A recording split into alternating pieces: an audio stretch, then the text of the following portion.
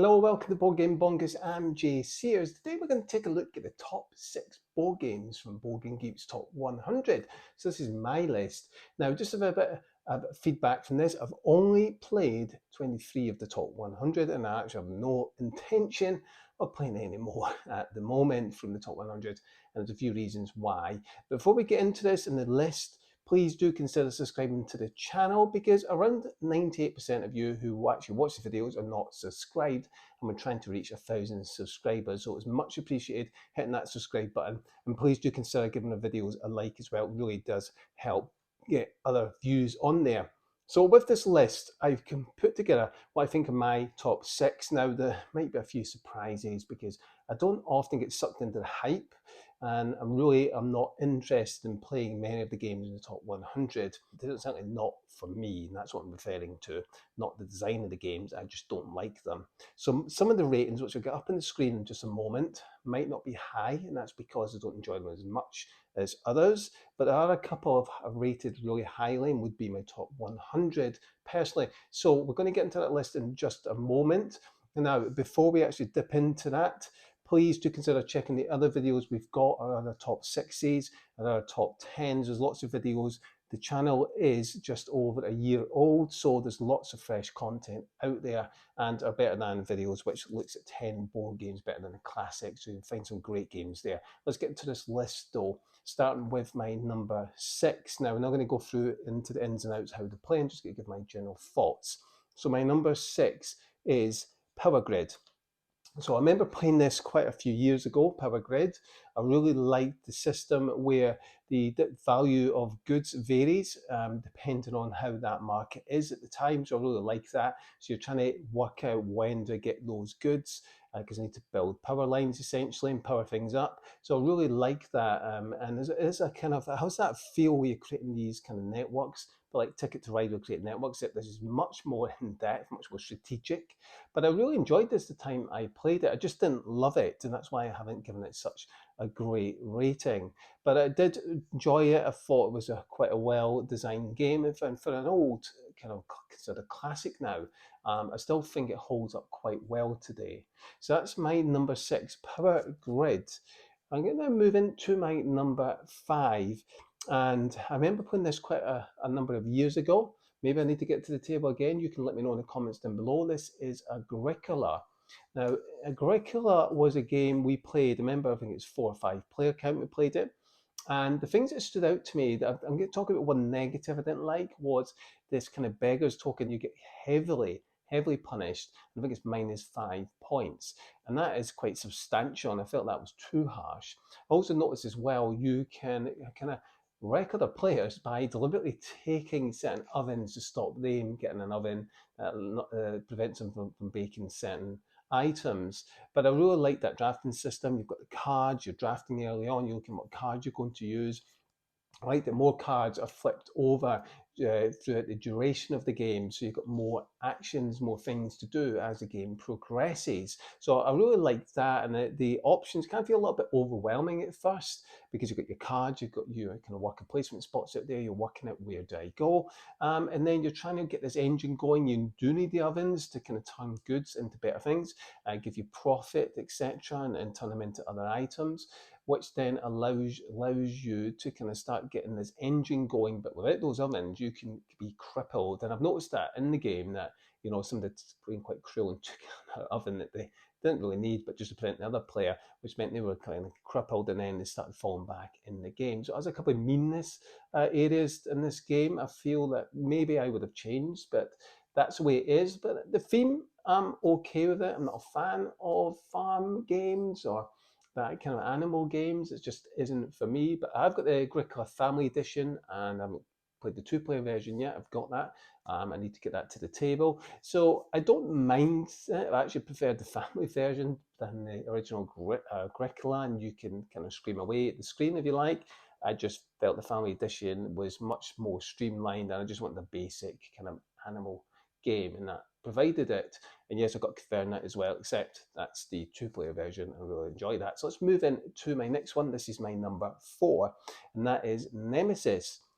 And I'm quite surprised this got on the list. I must have enjoyed it more than I thought. Now, I haven't given it a great rating, and the reason why is because I'm not a fan of semi-co-op. Now, I know you can play this co-op. We didn't. When I played this a few times, I played this competitively. Now, I did enjoy certain aspects of it. The thematic sense you get from this is really good. And I like that each room does something different. You can do something different in each room. I really like that as you're discovering what's there. And I liked that it concentrated more on that exploration sense rather than just combat and fighting with these aliens. But it can feel a bit crippling when that main alien comes out. And I felt that was a bit flawed, that sometimes that can come out really early and destroy you in the game. But I did like the hidden objectives. You're kind of hiding, you're trying to figure out, right, what do I want? I need to do this. And you can lie to other players as well at that semi-co-op moment. I felt actually the semi-co-op, even though I don't like it, worked best with Nemesis than any other game I have played.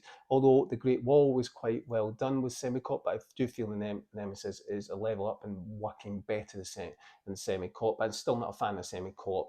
And I think maybe if I played this again in cooperative, I might give it a higher score. I might enjoy it more because I do feel it's a well-designed game. Perhaps the semi-co-op just isn't for me, and you should know that by watching my videos. But it is a very thematic game, and I think it's a good production quality as well. So let's move in to my next one. This is my number 3, and I think my number 3 is definitely on this list and perhaps could have been higher up because I think it's a good game. Now, I paid for all the miniatures to be painted, and this is Blood Rage. And it's an area control game, Eric Lang, and that you'll be essentially controlling all these areas and getting your monsters, your troops on, your monsters will be coming out that you can acquire. I like the drafting system at the start. Each era, there's 4 kind of eras, and you'll be looking at cards, drafting them, and then trying to get as many good cards as possible. Sometimes the monsters are upgrades to your clan. And I really like that kind of that tactical sense it brings more than strategic. Do I go heavy in the combat cards, but you do need a bit of a mix? Do I go heavy on trying to get these quests and trying to complete them, which allows me to rank up the points? You've got an upgrade, so you're trying to upgrade, but that's by winning a certain territory or region, which allows you in a combat fight, which then allows you to upgrade your board. So you're trying to maximize your points there as well. I do feel that there is a sense of ramping up in the points as the game goes on. As I said, I've got all the miniatures painted for this game, and it looks actually amazing with the painted miniatures. It gives it a more thematic sense and feel to this game. It's a tight area control game; it feels tighter than it looks, and there's often combat, and which is good. But I do feel sometimes you can get crippled because if you start getting your clan taken off the board because go to Valhalla afterwards, and use that as part of a strategy depending on what card you've got.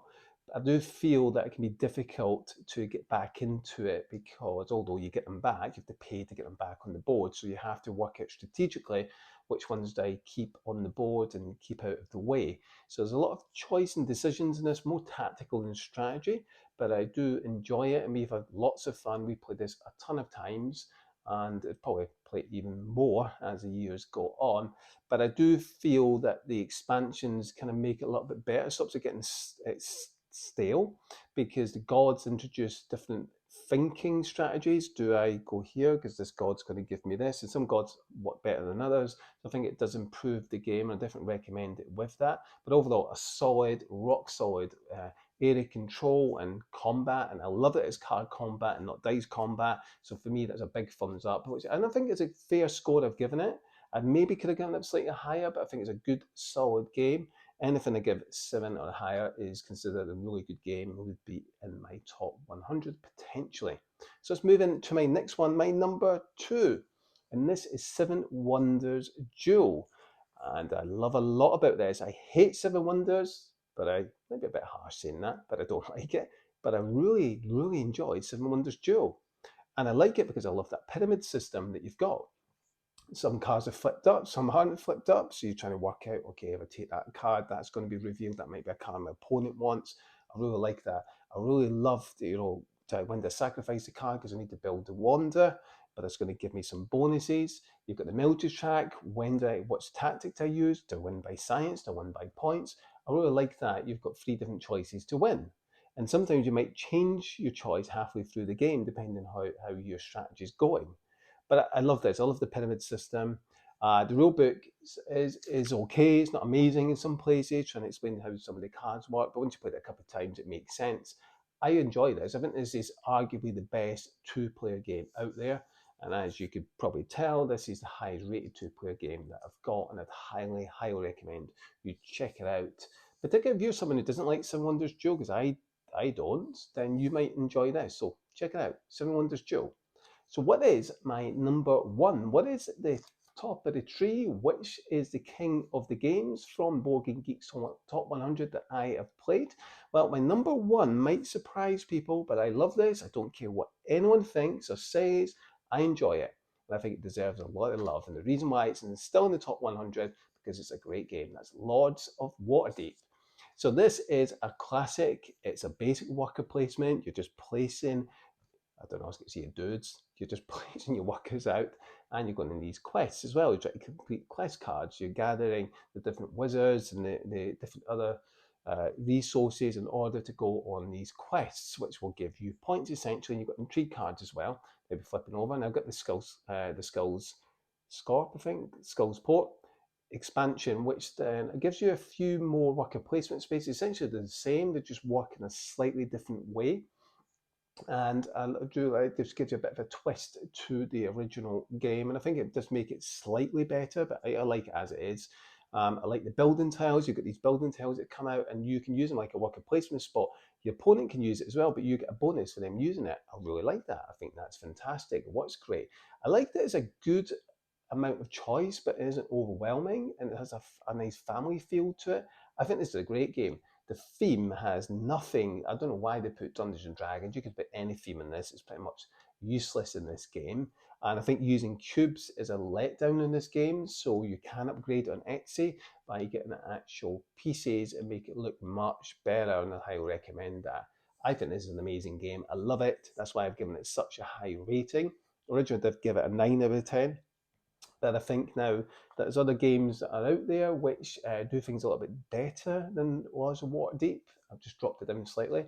8.5 is still very high, and to me this is definitely in my top 100, quite high up in the list. I love it, really do enjoy it. I highly recommend it if you've never played it before, and you might be someone who's quite new in the board game industry. I definitely recommend checking it out. It's a fantastic game. So that brings us to the end. I hope you've enjoyed that. That's my top 6 from Board Game Geeks Top 100. I wonder what your top 6 are. Let me know in the comments down below. I'd love to hear from you. Perhaps your list is completely different, and perhaps you might persuade me to try some other games.